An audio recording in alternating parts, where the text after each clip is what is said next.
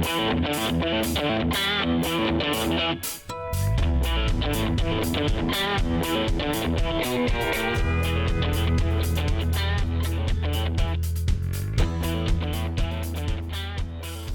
to Para Politics. I'm Jeronimo Cortina, political science professor at the University of Houston. And I'm Brandon Rottinghaus, a political science professor, also here at the University of Houston. Thanks for hanging out and talking politics with us on Party Politics. A pretty big week, Jeronimo, actually. We've got international news, national news, we've got state news, local news. So it never stops, right? Yeah. It never ends. Yeah. Well, let's start with what's happening internationally. This week, a plan proposed by Benjamin Netanyahu would effectively change the way that Israel's judiciary functions. This is not something that you see every day, and as a result, you found a lot of people who were unhappy about it. Effectively, the country exploded over this issue. 100,000 protesters blocked Tel Aviv's main highway last night. The largest trade union in the country went on strike. Flights were grounded. This became a kind of mess inside the government because you had warring factions. The prime minister said, or the president said, that they should suspend this plan, ultimately, which they did. You had some of the members of the kind of defense industry say, like, we're basically crippling our country. We have to put a stop to this. I'm curious about the protection of institutions. And then my question to you is why we didn't see the same kind of outrage here. Okay, so here's just a little bit of background. So basically what happens is that this is effectively a proposal that would change the nature of the judiciary. It would basically alter the way that the 9-member committee selects judges for the court. It would give the government, which is now kind of a right-leaning government, more control over the process. This doesn't seem to be the kind of thing that's going to spark outrage. Certainly never did in the U.S., but that's kind of my general question to you, right? We saw proposals, right, to change the nature of the Supreme Court here from Democratic presidents. We saw norms violations from Republican president. Why isn't there the sort of same outrage in the U.S. when it comes to questions about how the institutions function, and why is it that Israel's so unique in that way? Well, I think, first of all, Israel's it's a parliamentary system, and it has a very odd coalition, right? It's one of the most rightist coalitions so far in political history of the state of Israel, and also it's also one of the most religiously conservative coalitions. Yeah. So they're pushing the agenda in one way to the other.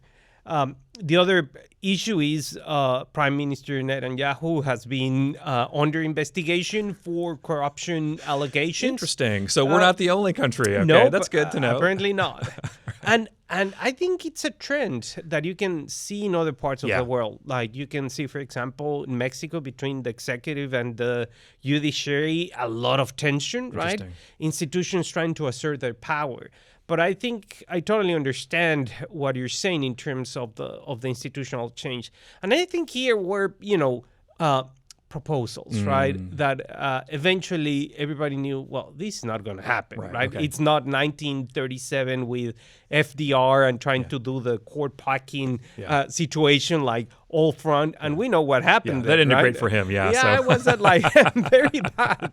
So I think it's a nature of the political issue. It's a nature of how the coalition is built. It's a coalition that is not very strong, and it has very, very extremely polarizing figures as members of that parliamentary coalition, and that I think moves forward, right, this type of proposal. So I don't want to be, constrained by, these concepts of rule and law. They're antiquated. The robes, it doesn't do it for me. Whatever. I want to do what I want to do. Exactly. And that's actually the scary thing. And as you note, this is an international phenomenon. And so it is certainly something that we've seen in other countries. And it's scary to see. Oh, yeah.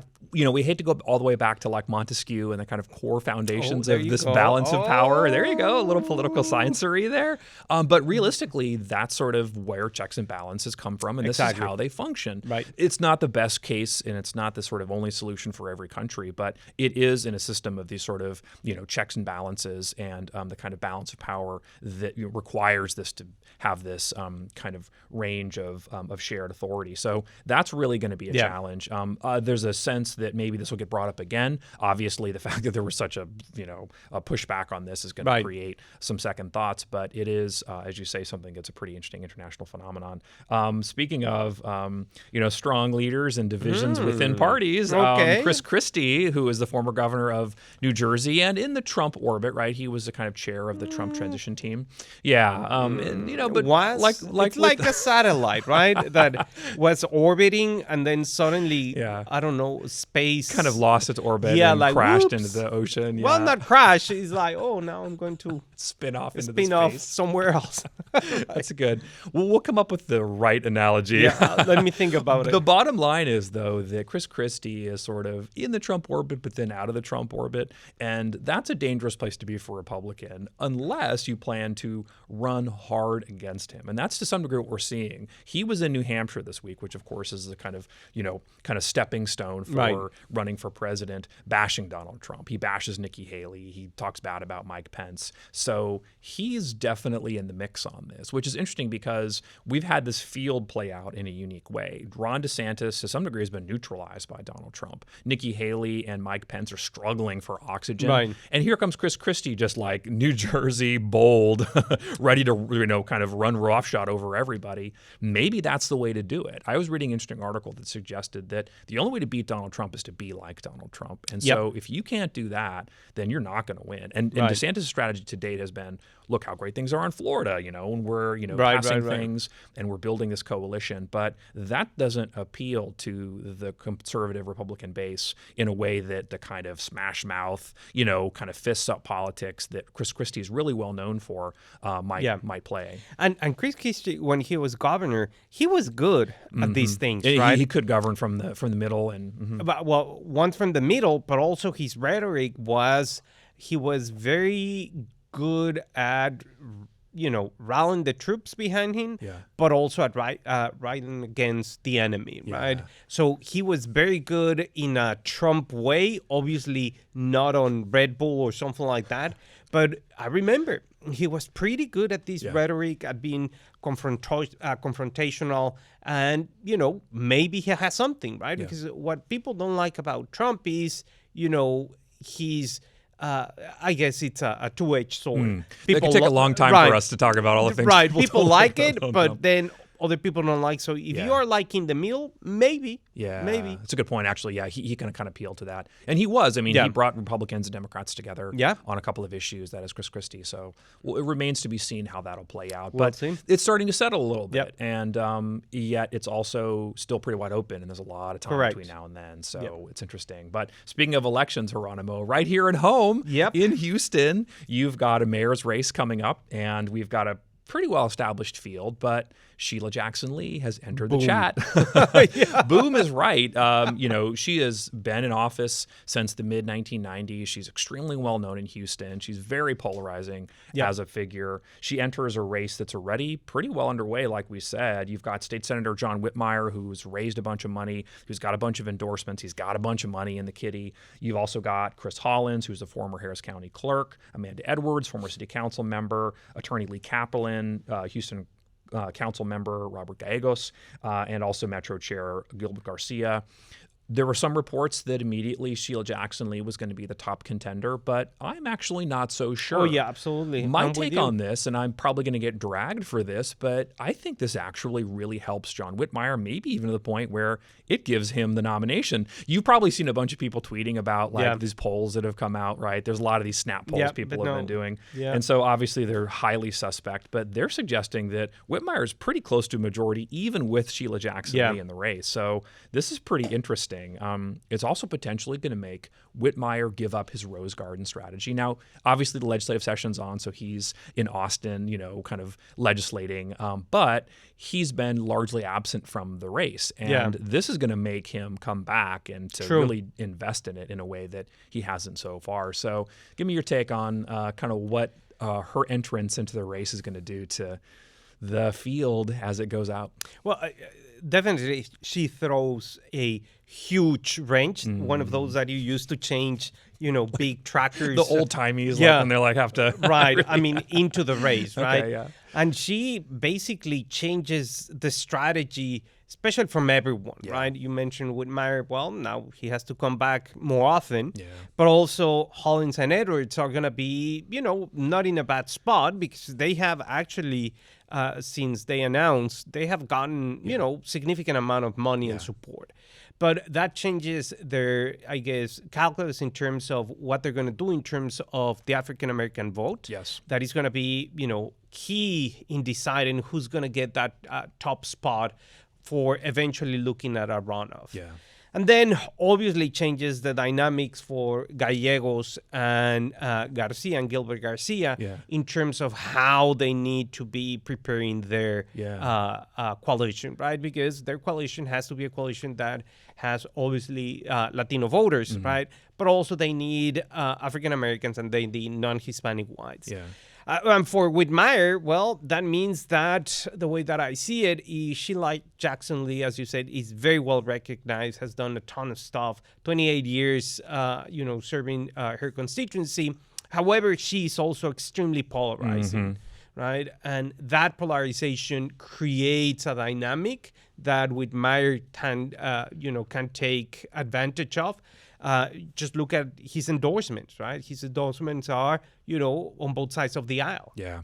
And the longer you're in office, the more vulnerable you are to these various sort of charges. So there's going to be lots of stories about how she treats her staff, lots of stories about sort of, how pushy she is. These things are definitely going to be part of that story. And, as long as it's treated fairly and everybody gets the same kind of scrutiny, it's all good. But this is going to certainly be a situation where she's the magnet for a lot of these things. I'm wondering, actually, though, kind of what the impetus to run for mayor is. And maybe more directly, like, what's the differences between these candidates? I mean, Whitmire's probably going to run on a kind of center left, right? Yeah. Primarily focusing on crime issues. He can win on that and maybe even win outright without a runoff because now effectively with no Republican in the race, this is basically a Democrat versus Republican race, right? So, Republican light in John Whitmire versus kind of, very left-leaning Sheila Jackson Lee. And even if, Representative Jackson Lee wants to talk about how she's got sort of moderate credentials,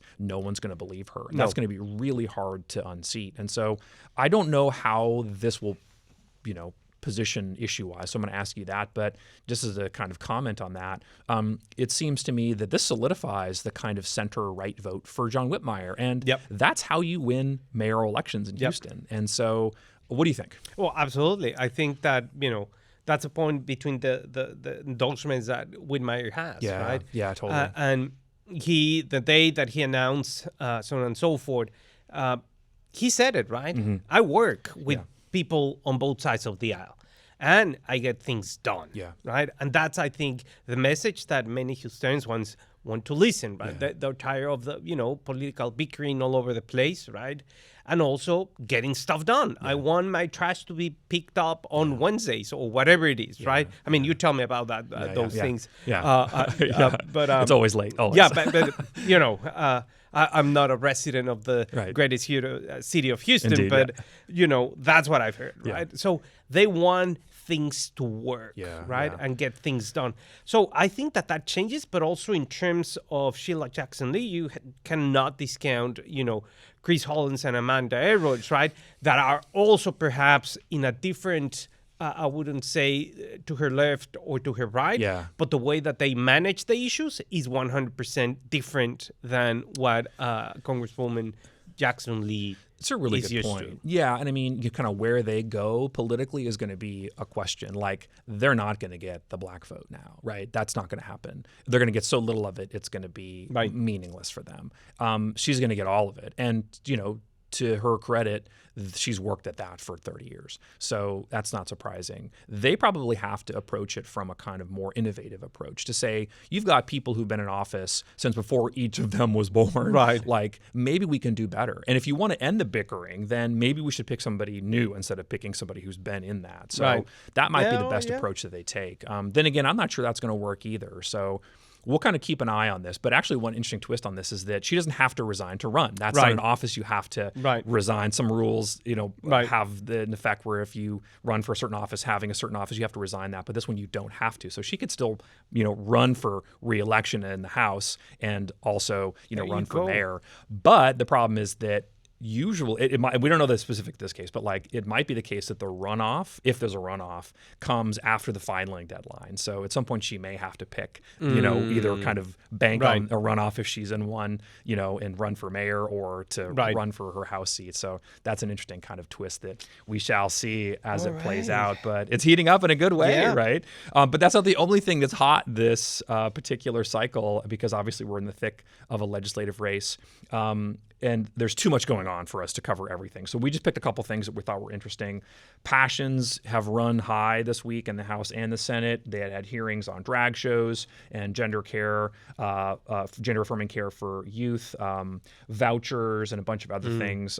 It's worth noting, actually, that the House bill that is supposed to stop doctors from prescribing puberty blockers and hormone therapies for people with gender dysmorphia probably has enough votes to pass. It's got 79 co-authors on a bill. That's enough to get it through, assuming that the legislative hurdles can be met. That's a different question that we'll talk about more as we get closer to the time. So that's interesting to note. But one thing we also wanted to flag for people was that Dan Patrick this week said that he doesn't see the votes for expanded casinos in the Texas Senate. So I'm sorry to say that you're still going to have to go to Louisiana, or we're going to have to take a trip to Oklahoma to gamble. So what do you make of that? Is he right? And is the lobbying effort, which we've talked about for months, not working? Well, I mean, you have had, or at least 300 lobbyists that are registered in Texas, right? For casinos. Yeah. That's a lot of people. Usually that works, right? And it has moved the needle, right? It has moved the needle. Yeah. I mean, Governor, I remember that he announced last year that he was willing to consider basically resort-type casinos in Texas, that, he was fine. The signaling in the House, it's like, sure, there's a lot of people that say, yeah, I want it in my district too, right? Yeah. So I don't know if this is a political move saying I'm trying to control the narrative, or, one of those issues that divide the lieutenant governor with the governor in terms of what they should do. And also the fact that, when he said, well, we would need around 14 to 16 votes or something like that from Republicans in the Senate, and I don't have them, it's like, you don't have them, you don't want to get them. You don't want to ask for them. Right. Because you could get them. Right. Oh, absolutely. I mean, he's one of the most, creative politicians in the history of this state. So if he wants the votes are going to magically appear, right, the next day in a basket or something like that. Like Easter eggs or something like that, boom, suddenly materializing out of from the ether. But I mean, I think that's going to be, a very interesting question. The other thing is that he might be using this issue, right, to try to control the narrative on other issues, right? That's true. Yeah. And said, okay, let's do a trade in terms of I'll give you this, you give me that, and that is politics 101. That's it, right? Right, because one of the other things he said this week was that he is not going to compromise with the House on questions about property tax reform and relief. So we talked about this weeks ago. This is going to be a big fight between the House and the Senate. And so he could use the casino issue as leverage. I'm not so sure that this is the issue to leverage on, but it's definitely an issue that he knows that he's got support for in one wing of the Republican Party. But, I think there are Republicans who are concerned about the negative impact of gambling. I mean, clearly there's going to be an economic externality to that. There's some economics for you. There's also kind of, just a moral question for a lot of Republicans about whether or not this is something that the state should do. It's also the case, frankly, that if you look at the other states that have adopted, expanded gaming and in various ways, it doesn't pay off lucrative in a financial way for the state. So I think there's still a lot of kind of kinks to be worked out. And realistically, these things take a long time. I mean, remember how long it took for them to get a lottery in place, probably at least a decade.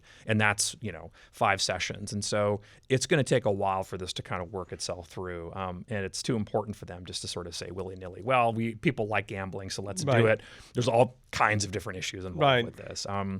So that's one issue. Another issue is about the continuing fight over vouchers. This is going to be, again, one of the biggest slugfests that the ledge is going to face in this session. Critics are putting up billboards that are basically running ads against private school vouchers, saying it's going to turn off your Friday night lights. Effectively, that if you have school vouchers, it's going to take like some of the players who otherwise might play for your glorious public high school football team and put them in a private school they're playing, for some other organization. So the governor has spent a lot of time traveling the state, dragging legislators with them and talking about in small groups how to kind of make vouchers go. Are we seeing the needle move on this at all? I don't think so. Yeah. I mean, the Friday Night Lights thing hasn't moved the needle for people? I mean, I think that, no, to the contrary, right? I think that the needle has stayed in terms of, no, we don't want this, right?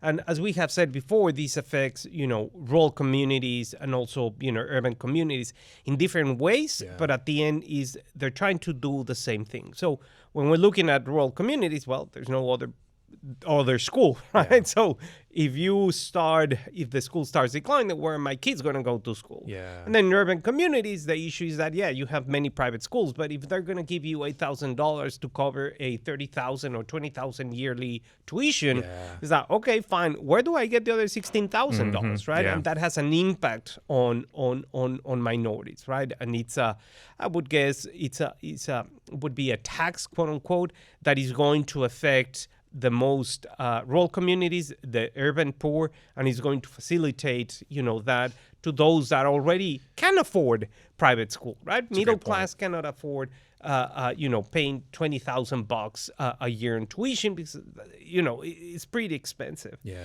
So I think that, that coalition that Democrats and rural Republicans have in the House is something that the government is trying to break. Yeah. But I think that, is still holding water. Yeah. And it's not really pushing it to the brink that they're going to say, and then you mess with football. Yeah. Whether it happens or doesn't happen. Yeah. Well, most of the football players in Texas come from public high school. Yeah, right? That's a good point. Yeah. So. Yeah. Don't mess with it, right? Yeah. And I mean, just to throw a football analogy on there, I don't think it's quite time for a Hail Mary. I mean, I think the governor's got enough support, but I do think it's time probably to switch defenses, right? Let's go to the 4-3 defense here because it's a little easier to run. You can cover more. You lost me right there, but sure. Cover more. You can cover more if you're kind of spreading it in a more general way. And honestly, I have to say that they have done as good a job as they can do to try to promote this, right? I mean, the fact is, as you say, there are some logistical challenges and some financial problems with how this goes, but they've done as good a job as they can in trying to sell this politically. Now, it might not work, but it's not because they didn't try or they used the wrong strategy. The school choice rally that took place last week drew tens of people, and I don't misspeak on that, literally tens of people. Now, it was raining in Austin that day, but the number of people who were kind of clamoring for this seems to be really low, and they're already kind of committed to Greg Abbott's way of thinking. So I'm just not sure that there's a broader kind of sort of sense of how to have this be successful. And I also think, too, that in terms of Greg Abbott's sales job, that, like I said, I think he's done about as good a job as they can do. The problem isn't the sales job this week or month or session. It's just that they fear him, but they don't love him. And that's the difference between him and other governors who've been able to go out and get the kind of political resonance that they need for this, really complicated issue. So that's something that he's going to have to work on if he wants to get more of what he wants, which is this. And that's how governors are generally successful. Some other issues that have come up this week include voting bills. There's one voting bill that would outlaw ranked choice voting. There's one voting bill that would eliminate vote centers, these countywide vote centers. You and I know a lot about this because we've done a bunch of academic work on that. There's also another bill that would effectively propose an amendment to the Texas Constitution that would allow only U.S. citizens to vote. It's already a law, but Brian Birdwell wants to make it kind of set in stone, figuratively speaking. So what do you make of ranked choice voting in terms of the kind of value? What do you make of the ending of possible countywide vote centers? Well, look, I think countywide centers, it's a good tool in its improvement. Yeah. The logistics can be improved one way or the other, but it's easier, right? Yeah. It's easier because if you live in a county that has vote centers, you can go and vote wherever you want. Yeah. within the county, right? No absentee ballots needed, Exactly. right? Like we can just Boom. sort of shift you Just- to where you need exactly. to go. So that's easier in terms of those logistics, right? You have to work in terms of locations, in order to maximize voter participation. That's I have a geeky approach to that, but that's a different. That's I know that issue. you do, yeah. But then, the other point in terms of ranked voting has taken a stand, especially in the elections in Alaska, New York City, And Maine. and Maine. And I think it's a good way, right? Yeah. Especially because we're living in a very polarized world. We live in a two-party system, right? And that doesn't necessarily give voters the choices that they're looking. Yeah. So ranked choice voting is basically you go from top to most liked to less liked. You rank all Exactly. the candidates You're on the ranked. ballot. Yeah, that's why it's Yeah. right. Ranked choice, yeah. Exactly. So I think that right would allow you then you have automatic runoff until someone gets that 50+1 advantage. And it potentially minimizes polarization because then Exactly. you don't have two parties running to the extremes. You have multiple people running, all of whom kind of represent a scale. So that's one plus. Their negative is potentially that you might not have ranked everybody, and that by the time you rank the people you like, you know what I mean, it might not be that they're ultimately still in that race. And so it has the benefit of reducing like having a primary or a runoff, right? But it also has some negatives because maybe not everybody gets counted. So that's potentially problematic. But it's an interesting choice and interesting sort of approach because there's a lot of changes that we're going to see take place in the legislature. All these bills are really stunning. And lots of wide-ranging potential. We'll keep tracks on all of this stuff as we go through. On that note, Brandon, this is it for this week. Thanks for ranking us number one and watching Party Politics. Thanks to everybody here also at Houston Public Media for making us look and sound so good. I'm Jeronimo Cortina. And I'm Brandon Rottinghaus. We'll see you next week.